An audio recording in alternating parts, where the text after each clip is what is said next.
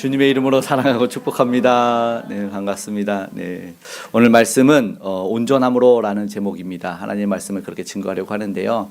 우리가 한 번쯤 기독교 서적을 읽으면 들어봤을 분이 유진 피터슨이라는 분이 있거든요. 이제 그분은 어렸을 때 얘기를 이제 잘 몰랐는데 기독교 집안에서 자랐대요. 네, 예수는 누구인가? 이 존 오트버그라는 분이 책을 쓰면서 그분의 유진 피터슨 분의 어릴 적 이야기를 실어놨더라고요. 독실한 기독교 가정에서 자라서 늘 말씀을 외우고 신실하게 살았어요. 근데 유진 피터슨이라는 분이 이제 초등학교 1학년 때 2학년 형아가 괴롭힌 거예요. 형아가 이름이 게리슨 존스라는 분인데 너무나 괴롭혔대요. 그래서 그런데도 이제 말씀을 늘 해서 박해하는 자를 축복하고 다른 쪽 뺨도 대라 늘 말씀을 외우고 살았대요. 어릴 때이지만 너무나 때리고 일부러 알았는지 예수 믿는 계집애 놀리면서 그렇게 친구들이 있는데도 때리고 막 그랬다는 거예요. 엄마한테 가서 얘기를 하면 이 세상에서 믿음 생활은 그런 박해가 있을 수도 있다. 그 사람을 위해서 기도해 주라. 이렇게 하고 아무것도 안 했대요. 그때 어느 날 또 유진 피터슨 목사님을 어릴 때 또 그 게리슨 존스가 또 때렸대. 힘차게 때리는 거야. 그때 순간 성경 말씀이 머릿속에서 싹 지워지더래. 그러더니 멱살을 잡고 내동댕이 치고 그 올라탔다는 거야. 그래서 무릎으로 두 팔을 찍어 두르고 주먹으로 팡 쳤대요.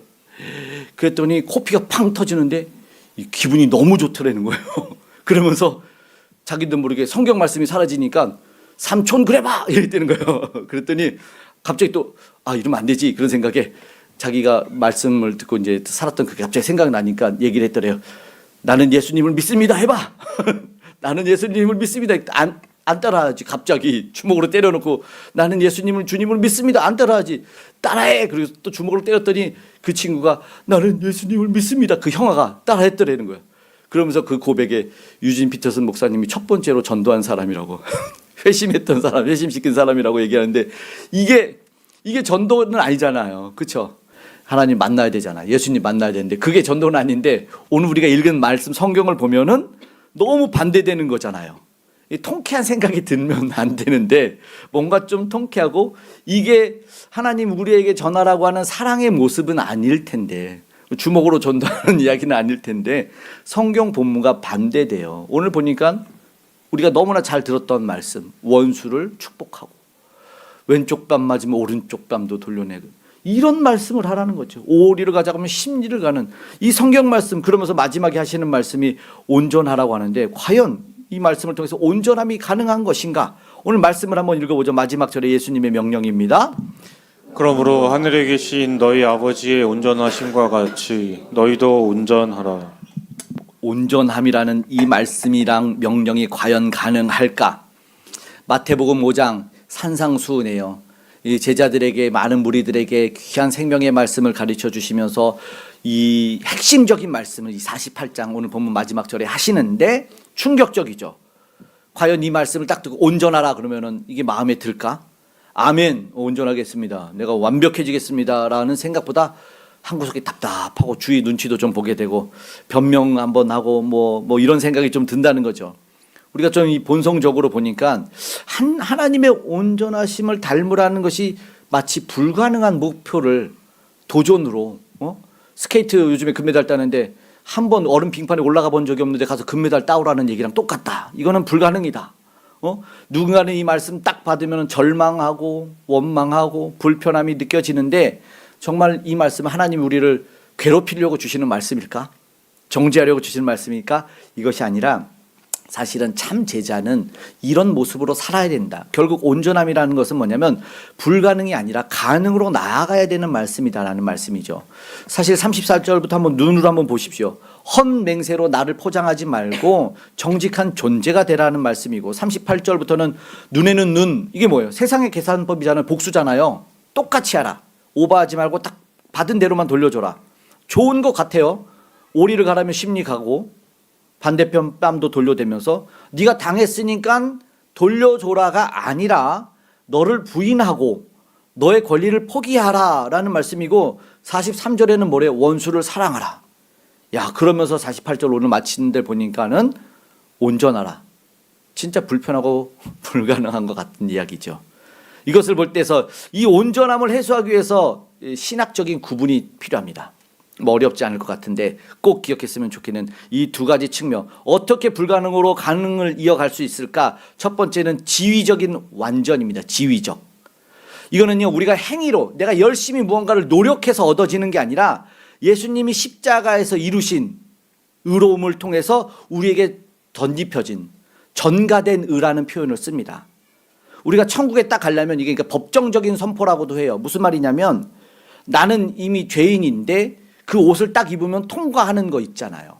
영화 같은 데서도 많이 나오고 이 창세기 27장에 보면은 이 야곱이 에서 형의 이 분장을 하고 눈이 어두운 이 아버지를 속이기 위해서 이 털옷을 입고 갔더니 오케이 하면서 축복을 해주잖아요. 너 에서구나. 이게 무슨 말이냐면 그 옷을 딱 덧입으면 이전에 나의 허물 있는 죄인의 모습이 사라지고 법정으로 너 무죄네라는 거죠. 예수님이 그걸 만들어줬기 때문에 우리는 예수님을 믿잖아요. 예수님을 믿는 순간 그가 전가돼서 나를 천국 가는 순간에는 너는 무죄야라고 통과시켜준다라는 거죠. 이것이 칭의, 완전한 의인이 된 의롭다 칭하는 칭이다라는 표현을 하거든요. 우리 한번 이런 생각을 한번 해보세요. 지위적 완전이라 그랬잖아요. 이 어떤 왕국에서 전쟁이 났는데 어린 왕자를 잃어버린 거예요. 그러면서 이제 다시 나라가 회복이 돼서 10여 년 만에 이 왕자를 찾아 수소문해서 찾았어요. 옥새를 발견했거든요. 그랬더니 그 왕자가 어디 살았냐 했더니 이 길거리에서 주워먹고 훔쳐먹고 시장 이 저작거리에서 살았던 거죠. 알고 봤더니 왕자가 확실해. 엉덩이 오른쪽에 점도 있고 옥새도 있고 왕자가 확실해. 그래서 그 아들을 딱 데려다가 왕국에 딱 데려가서 왕자 옷을 딱 입혔어요. 순간 왕 됐어요. 왕자 됐어요? 안 됐어요? 됐어요. 완전히 지위를 회복했어. 그런데 중요한 건 뭐냐면 계속 손으로 먹어. 그리고 말이 거칠어. 어이 거시기 형씨 이러는 거야. 왕궁의 대화를 안 쓰는 거죠. 그런데 지위는 한 번에 회복이 되고, 이해되셨죠? 그 삶에는 변화되는 과정들이 있는 거죠. 그러니까 10여 년의 몸에 밴 습관에 이 시장 바닥의 말투와 행동을 버려내는 과정이 있으니까 이제 여러분 뭔가 조금 이해가 되시죠? 아, 교회 다니는 사람이 그런 거구나라는 거예요. 우리는 교회 다녀서 내가 예수님을 믿잖아요. 나의 구주로 나의 모든 허물과 죄를 사하신 예수님을 믿습니다 하고 믿으면 정말 감사하고 눈물 나고 나는 이제 하나님의 자녀구나 살아가는데, 그리고 나서 은혜 받고 집으로 돌아가면은 어이씨 나오는 무슨 말이냐면 근데 과정인지 예전에 습관이 있어요. 근데 지위는 뭐예요? 완전히 구원받은 사람인 거예요. 그러니까 지위적으로는 완벽한 상태인 것을 이야기하는 거죠. 이것입니다. 그러면 격식에 맞는 삶을 살고 진짜 그리스도인이 되고, 우리가 말하는 교회 다니니까 우리끼리는 알죠. 교회 다니는 사람끼리 아는데 세상 사람들은 교회 다니는 사람이 완벽한 딱 그 상태를 생각하지만 사실 오늘 우리는 보니까 구원을 이미 받았고 그 받은 삶을 살아가는 과정이다라는 거죠. 한 번에 바뀐 지위, 이건 부정할 수 없는 지위적 완전함이다라는 겁니다. 이해하시겠죠? 그리고 또 이어지는 완전 온전은 뭐냐면 실천적인 겁니다. 이건요, 성령이, 내가 예수님을 믿으면 성령이 우리 안에 내주하셔서 계속 인도에 가셔서요. 그러니까 사도 바울도 내 안에 두 법이 싸워요. 육신의 법과 성령의 법이 싸우거든요. 그러니까 어쩔 때는 육신의 법으로 막 따라갈 때가 있어요. 그러다가 또 기도하고 하나님 안에 머물러 성령의 법으로 이게 계속 가. 이걸 뭐라 그러냐면 과정 가운데 있는 성화라고 얘기를 합니다. 성도의 견인을 성령께서 인도해 주시지만 계속해서 거룩해져요. 그러니까 마지막 순간에 거룩해지는 거죠. 무슨 말씀인지 알죠?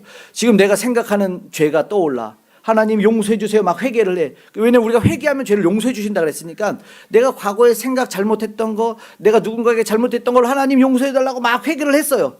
회개를 하면 지금 막 가장 깨끗한 상태잖아요. 그러면은 이 상태로 천국에 들어갈 수 있으니까 죽어야 돼. 그런데 딱 죽었어. 그랬더니 아이고 깜빡하고 기억 안 났던 게 있네. 그럼 어떻게 돼요? 그러면 빠꾸예요? 다시 갔다 와 회개하고 와. 이게 아니잖아요. 점점 날마다 거룩해지고 그 죄와 자꾸 멀어지는 삶을 살면서 예수님 닮은 사람으로 거룩한 삶으로 성화되어가는 과정을 거치는 거죠. 이것이 뭐예요? 실천적인 온전으로 나아가는 모습이다라는 거죠. 오늘 본문에 예수님의 명령이 온전하라 하는 말씀이 헬라어로 텔레이오스 무슨 말씀이냐면 이 단어에 뿌린 텔로스가 우리가 아는 텔레파시처럼 먼 거리라는 뜻이에요. 그러니까 무슨 말이냐면 먼 거리에 있는 게 여러분 뭐예요? 목표거든요. 목적이죠. 천국이에요.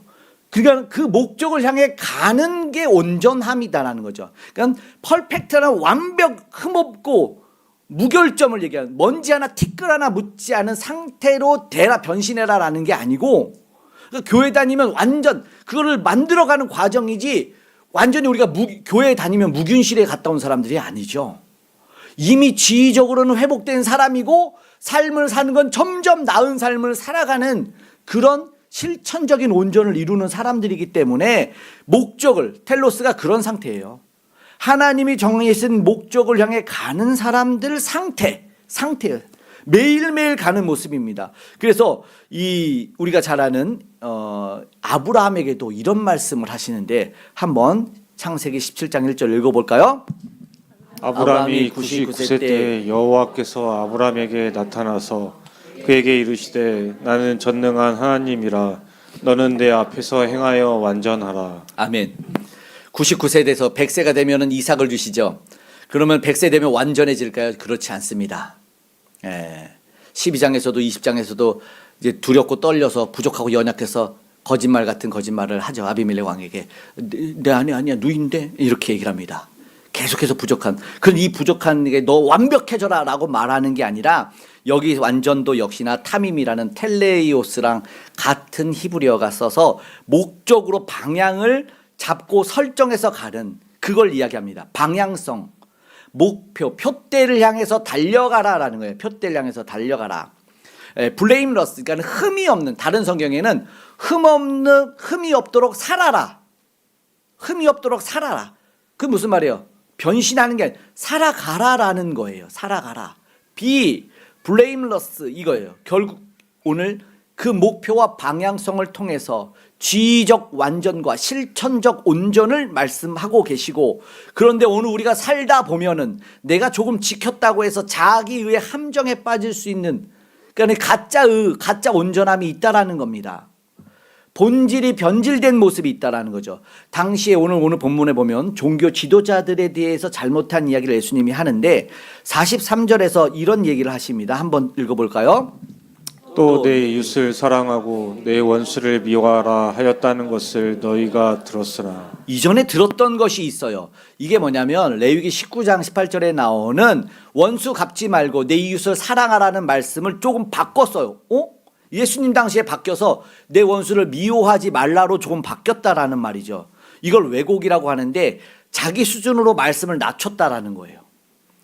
번역본이 다른 거하고 달라요. 말씀을 낮춰가지고 이게 내 의의 무서움이라는 것인데, 그러니까 내가 할 수 있는 것 가지고 나는 잘하고 있다고 여기고, 내가 하고 있는 것은 남이 못할 때 그걸 가지고 정죄하는 거죠. 그러니까 나는 주일 성수를 잘해, 난 헌금 생활 잘하고, 난 봉사 잘해. 그런데 나는 잘하고 있는데 다른 사람이 그걸 못해. 그러면은 어이구 신앙 없네, 어이구 믿음 없네, 구원받은 사람이 왜 저래, 이런 얘기를 하고 있다라는 것이죠. 근데 여러분 잘 생각 한번 해보세요. 오늘 우리가 신앙생활 하다 보면, 신앙의 경륜이 쌓이다 보면 보통 술, 담배는 좀 멀어지게 돼요. 처음부터는 잘 안 되는데, 그러니까 권사님들, 장로님 지긋하신 분들은 이제 더덥고 하나님을 점점 깊은 그 성화의 과정을, 그러니까는 이 삶을 통해서 온전해지는 실천적 온전이 이루어져서 하나님이 싫어하는 걸 하나둘 버리게 되잖아요. 그런데 그거 못한다고 정죄를 하는 경우가 있어요, 없어요? 있죠. 그런데 보세요. 명령이다. 성경에 술 취하지 말라 그랬잖아, 이렇게 말했잖아요. 그러면은 술 먹는 사람이 한마디 해줘야 돼. 뭐라고 하냐면 성령의 충만함 받으라고 했잖아요. 누가 잘한 걸까요? 누가 잘못한 거예요? 예? 누가 잘못한 거예요? 지금 뭐 피해 가시려고 하는 것 같은데, 성령 충만 안 받은 것도 잘못한 거고 명령을 어긴 거잖아요. 근데 우리는 내가 술 안 먹는다고 술 취하지 말라라는 것만 가지고 나오는 거잖아요. 그렇죠? 결국 하나님 말씀은 다 명령을 되어 있는데라는 거죠. 그러니까 내가 못하니까, 원수 사랑을 못하니까, 용서를 못하니까 누가 그거 할 수 있어요? 다 못해요 라고 말하면서 내가 할 수 있는 것만 딱 대놓고 얘기를 하는 거죠. 니네 이렇게 하라 그랬어? 저렇게 하라 그랬어? 이거는 자기를 돌아보라는 말씀인데 아니죠. 이걸 뭐냐면 믿음이 아니라 율법주의라는 거예요. 율법주의. 내가 하고 있는 행위 조금 한다고 해서 누군가 그거 못하는 사람을 가지고 정죄하는 그런 모습들. 그리고 나는 그 일을 하고 있다고 나를 증명해내면서 나는 의롭다라는 거죠. 이건 결국 자기가 점점점 높아져서 독재되고 하나님 되고 이런 거예요. 그러면은 갈등이 생기고 열등감이 생기고 우월주의에 빠지죠. 교회에서 갑자기 내가 막 감정적으로 막 해서 나 봉사해야지, 열심히 청소해야지, 아니면 뭐 찬양해야지 막 그러다가 대부분 떨어지면은 그 뭐냐면 내 감정과 의지로 해서 그렇다는 거죠. 이게 아니고 내 의가 아니라 내 노력보다 예수님의 의가 들어가야 돼요. 주님의 의와 사명이 들어가서 하는 것이 되어야 된다. 결국 이제 오늘 우리도 이제 주님의 온전함을 받기 원합니다. 어떻게 그러면 하나님 온전할 수 있어요? 이게 중요한 거죠. 예, 평온한 불만족이라는 말씀이 있어요. 이걸 얘기를 드리고 싶은데 사실 정답은 하나예요. 예수로 사는 것밖에 없어요. 내가 죽고 예수로 사는 것. 이것밖에 없습니다. 자꾸 내가 살아나는 거죠. 그러니까 말씀드린 것처럼 평온함은 뭐냐? 평온한 불만족. 말이 안 되는 말인데 평온함이라는 말씀 아까 드린 그 앞서 왕자 이야기처럼 예수님이 십자가에서 나 대신 피 흘려 죽었잖아요. 그러니까 예수님이 완전히 이루어 주신 것 때문에 우리가 그 지위 때문에 누리는 평온함이 있어요. 그러니까 두렵지 않잖아요. 난 막 잘 때마다 지옥 갈까? 원수가 나를 괴롭혀. 이게 없어요. 예수의 이름으로 전하면은 그냥 진짜로 많은 경우는 뭐 가위도 안 눌린다고 하더라고요. 그러니까 영적인 악한 권세가 내가 이미 지위가 변화됐기 때문에 건들지 못해. 막 괴롭히고 넘어뜨리려고 하지만 선포하면 떠나가는 거죠. 은혜가 임해요. 주님 도와달라면 기도에 응답해 주시면서 이 놀라운 은혜가 임하거든요. 이게 이미 평온함이고, 그런데 거기에 불만족이 뭐냐면 이러면서 이 땅에서 살아가다가 겪는 것이 있어요. 살아갈 때 아까 말씀드린 이 과정에 미성숙함이 있잖아요. 또 부정함이 있어요. 세상의 슬픔을 보면서 내가 막 온전해져야 되는데 내가 못한 상태 있잖아요. 네, 아까 어떤 생각이 들었냐면 내가 그 도덕책에서 학교에서 선생님이 착한 친구들은 길거리 지나다니면 쓰레기를 주워야 돼 이렇게 들어서 나 착한 친구가 돼야지 어렸을 때 쓰레기를 줬던데 삶을 쓰레기 줬다 끝낼 뻔했어요. 쓰레기가 너무 많은 거야. 그러다가 포기했어. 조금만 주셔야겠다. 그러면서 그 위에 쓰레기를 보면 마음이 불편해. 지금 너무 막 바쁘게 가야 되는데 쓰레기가 보여. 달려가다가 죽고 가야 돼. 세상 쓰레기 천지인데 이게 내가 다 못하는 의가 있단 말이죠. 그 안에 평온함을 누리는데 완전하지 못한 모습이 있어요. 무슨 말씀인지 알죠? 눈 뜨고 이 연약한 육신 가운데 살다 보면 죄가 언젠가 들어와 있고 나쁜 생각이 들어와 있어서 그래서 계속 싸우면서 가는 그 불편함이 있어요. 완전해지지 않았으니까. 예수님처럼 완전해지지 않았기 때문에 계속 이미 지위적으로는 평온을 누리지만 삶 속의 실천적인 부분에서는 불안전함을 느끼면서 살아가는 모습이 오늘 우리에게 있다라는 거죠. 평온한 불만족. 그런데 온전함을 누가 주셨어요? 예수님만이 주셨다라는 거죠. 그래서 여전히 우리는 누구를 믿고 따라가야 되느냐? 이게 더 가장 중요하다. 내가 죽고 예수님이 사는 것. 오늘 우리 말씀 한번 두 구절 읽어볼까요? 함께 읽어보겠습니다. 예수께서 대답하여 이르시되 하나님께서 보내신 이를 믿는 것이 하나님의 일이니라 하시니 우리가 다 하나님의 아들을 믿는 것과 아는 일에 하나가 되어 온전한 사람을 이루어 그리스도의 장성한 분량이 충만한 데까지 이르리니. 아멘. 오늘 예수님이 하신 말씀에도 그렇고 사도 바울도 그리스도의 장성한 분량까지 충만한데 가자 이렇게 얘기를 하는 겁니다. 온전한 사람이 되어지자.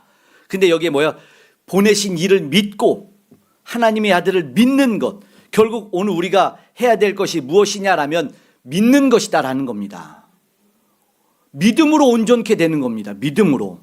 이신칭의라는 거죠. 믿음으로써 의롭게 되고 완전해지는 것이다라는 것이죠. 하나님의 아들을 믿는 것과 아는 것. 그러니까 오늘 제자들에게 산상수훈을 말씀하시면서 결국 결심만으로 감정만으로는 안 된다. 우리가 보통 아까 말한 것처럼 내가 하고 싶어서 내 의가 나타나면 실패가 되는 거예요. 베드로가 그랬습니다. 주님 그리스도시요 살아계신 하나님의 아들입니다 라고 그랬더니 천국 열쇠를 주노라 했더니 주님 그런 일이 주님에게 일어나면 안 돼요 그랬더니 사탄아 물러가라는 소리를 그 구절에서 마태복음 16장에 들어버린다라는 거죠. 그리고 또 뭐라고 합니까? 주님이 간다니까 내가 주님과 함께 죽겠습니다 라고 말해놓고 여종에게도 뭐 저주하면서 주님을 3번이나 부인한 베드로입니다. 그런데 뭐 했어요? 결국 그가 죽고 성령 충만함 받으니까 순교자 전도자가 되고 순교자가 되고 하나님의 영광 돌리는 사람이 되지 않습니까? 내 의로는 못해요. 내가 하겠다 하면 다 못하고 실패하는 거다라는 거죠. 결국은요 예수로 살고 내가 죽고 예수로 사는. 그런데 이게 내 노력이 아니다. 예, 내 안에 계신 주님을 통해서 내 성품이 계속해서 변화되어지고 내가 천국 가기에 정말 아름답고 예수의 향내가 점점 짙어지는 거죠. 그런 삶이 됐으면 좋겠어요. 예, 경륜이 차면서 나이가 들면서 그냥 한마디에 은혜가 넘치는 분들 있지 않습니까? 우리 성도님들 다 그렇죠? 이거 큰일 났네. 아멘이 안 나와. 아멘이 나올 때 우리 성도님들 그냥 삶이 그냥 예수님이 녹아있고 그냥 막 주의 향내가 나는 참 정말 그런 될 줄 믿습니다. 아멘. 큰일 났네. 그래서 오늘 우리에게 주시는 말씀이 이건 같습니다. 예. 오늘 주님의 성품을 닮아갔으면 좋겠고 결국 무슨 말이냐면 그래요. 솔직히 말하면 그래서 연약을 인정하자라는 것입니다. 사실 매일 넘어져요. 결단하죠. 내 결단은 넘어지더라고. 그래서 찬양이 있지 않습니까? 마커스의 주는 완전합니다라는 찬양이 있어요. 주여 우린 연약합니다. 고백하잖아요. 우린 오늘도 힘겨워합니다. 주 뜻대로 살기에 부족합니다. 우린 넘어집니다. 실수합니다. 주의 긍휼을 구하는 죄인입니다. 이 찬양이 진짜 고백이죠. 주만이 완전하다는 고백이에요. 그래서 우린 주만 바라봅니다. 한없는 주의 은혜 온 세상에 넘칩니다. 주님만이 길이오니 주님만 따라갑니다. 주님만 내가 길이요 진리요 생명이니 우리 주만 완전합니다. 연약을 인정했으면 좋겠습니다. 제가 신학대학원 다닐 때 우리 박용규 교수님이 계셔요. 한국교회사 유명하신 분인데 진짜 한국교회사 유명하신 분이 한국교회사 쓰시고 그분이 어느 날 수업 시간에 노인 한 분을 데려오셨어요. 근데 그분이 연로해서 다는 못 들었고 저 말고 옆반 이제 형한테 들었는데 그 노인 한 분이 오셨는데 그분이 이름이 누구냐니까 권사님인데 손동희 권사님이래. 손동희 권사님은 그분의 수업 시간에 왜 데리고 왔어요? 봤더니 우리가 잘 아는 손양원 목사님의 딸이었어요. 손양원 목사님 딸에. 그래서 그 아버지 얘기를 들려주는 거예요. 5년간 신사참배 안에서 옥고를 치렀어. 그게 나왔어. 그런데 어땠죠? 5년 있다 한국전쟁이 일어났잖아요. 근데 이 48년도에는 1948년도에 여순 반란 사건이 났다. 그때 우리 그 아들 둘 고등학생 동인과 중학생 동신이 친구 안재선에게 총을 맞아서 죽었단 말이에요. 그 장례를 치르죠. 아들 둘 고등학생과 중학생 아들 장례를 치르는데 그때 장례객 문안이 한 1000명이었다며. 그런데 거기에서 10가지 그 중요한 발표를 하는데 이 9번째 이 고백이 뭐냐면 감사 고백 중에서 감사합니다. 역경 중에서 하나님의 사랑을 깨닫고 원수를 사랑할 수 있는 여유 있는 믿음을 주셔서 감사합니다라는 내용이었어요. 그러니까는 이 딸이 들을 때 우리 오빠 죽인 사람을 양자로 받아들인다고 이 손동희 권사님이 반대를 그렇게 했다는 거예요. 그런데 이 손양호 목사님이 얘기를 딱 하셨대요. 어떤 말씀이냐? 야, 내가 신사참배에 거부하면서 5년 동안 옥고를 치렀는데 하나님의 계명 지키기 위해서였는데 원수를 사랑하라는 것도 하나님의 계명 아니겠느냐? 내가 앞에 계명은 지키고 뒤에 계명 어기면 앞에 계명 지키느라고 수고한 건 뭐가 되겠냐? 그리고 저 영혼 지옥 가면 어떡하냐? 목사로서 어떻게 보고만 있을 수 있겠냐라고 해서 이 텔레이오스 온전해지는 것을 실천했어요. 방향을 잃고 싶죠. 유턴하고 싶을 때도 있죠. 그런데 끝까지 온전함을 포기하지 않고 내 감정, 내 본성이 막 요동치고 분이 일어나지만 그것을 죽이고 내 안에 그리스도를 살려냄으로 말미암아 그를 살려내서 한국교회가 표창을 안 할 수가 없었지 않습니까? 아니 대한민국을 줬죠. 온전함이죠. 그게 실제예요. 근데 이 한 예지요. 우리 주위에 우리 대한민국은 그 역사예요. 그리고 조금만 건너보면 진짜 어느 날 그런 선배들이 그런 할아버지들이 그런 아버지들이 우리 주위에 너무 많은 거예요. 믿음을 지킨 투철한 삶이 너무나 많아서 이제는 우리가 그 선배들이 되어야 될 때다. 믿음으로 삶을 이겨내고 그 향내를 보여준 온전한 텔레이오스를 보여줘야 될 때가 오늘 우리다라는 겁니다.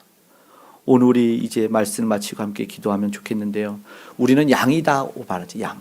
그릇 행하여 눈이 어둡대요. 귀도 어둡대요. 예. 그래서 그릇 행하여 각기 제 길을 막 간대요. 목자를 잃으면 그래요. 목자를 잃으면 주님을 봐야 돼요. 그래서 오늘 우리는 신뢰해야 되는 건 주님만 신뢰해야 된다라는 거죠. 온전하시라는 거는요 완불이라는 뜻이 있어요. 완불. 무슨 말인 줄 알죠? 계산을 끝냈다라는 거예요. 우리는 계산을 완전히 끝낸 존재다라는 거죠. 그러니까 죄값이 다 치러졌어요. 그러니까 우리의 인생도 책임져 주실 분입니다. 이미 우리를 위해서 가장 귀한 생명을 내어주셨기 때문에 오늘 우리가 이제 결단했으면 좋겠고 삶을 살아내기를 기도했으면 좋겠습니다. 물론 주님 나는 못합니다. 그러나 주님은 하십니다. 난 예수님이 나의 전부입니다. 오늘 내가 죽고 내 안에 예수님이 살아나길 원합니다. 세상이 감당하지 못할 온전한 사랑으로 나를 실천할 수 있도록 지도해 주시고 인도해 달라고 우리 그렇게 믿음으로 고백하고 기도하면서 하나님의 온전하심을 닮아가는 축복된 저와 여러분 되기를 간절히 소망합니다. 아멘. 찬양하겠습니다.